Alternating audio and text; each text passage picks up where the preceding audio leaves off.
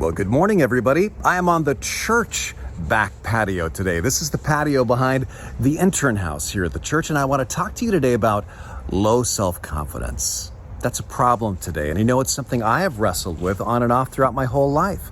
But I've discovered that there's a problem when you try to improve somebody else's self-confidence or your own self-confidence, and it's this: when you tell them, be confident, you are awesome, you can do it, you are worthy. The problem is, for people with truly low self-esteem, they do not believe that for a minute because all they see are their own flaws. So what is the solution?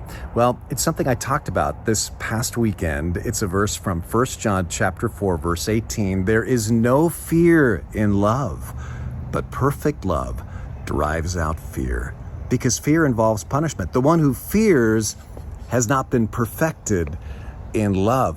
What John's pointing out here, and this is so brilliant, the root of real confidence is not faith in myself, but faith in God.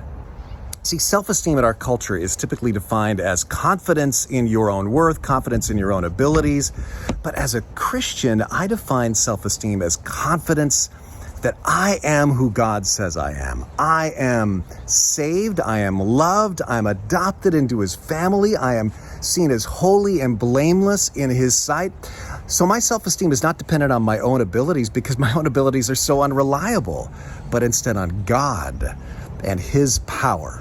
So with that in mind, let me wrap up this Devo with my own personal top 5 confidence building verses. Are you ready for these? First, this is a classic. Have I not commanded you?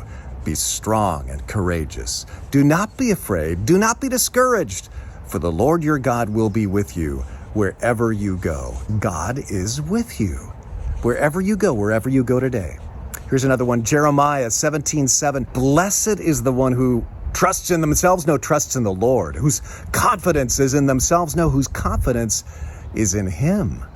You don't have to be the smartest. You don't have to be the most productive. You don't have to be the healthiest. You don't have to be the most in shape. You don't have to be the most productive. You don't have to be the most anything. You put your trust in the Lord.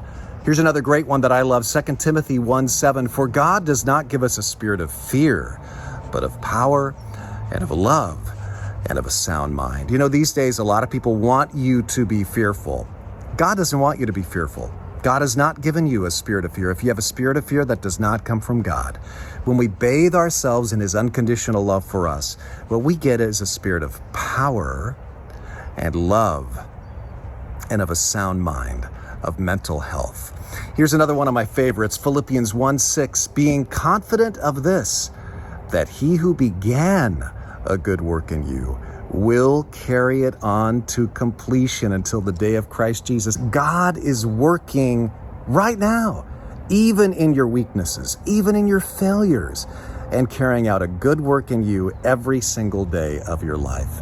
And then finally, here's my favorite, Hebrews 13:6. So we say with confidence, the Lord is my helper. I will not be afraid. What can mere mortals do to me?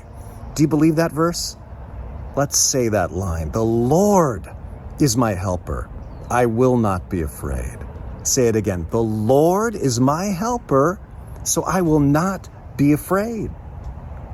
Remember, the root of real confidence is not faith in myself, but faith in God. Go in the strength of that truth, and I know you are going to have a more confident, better day.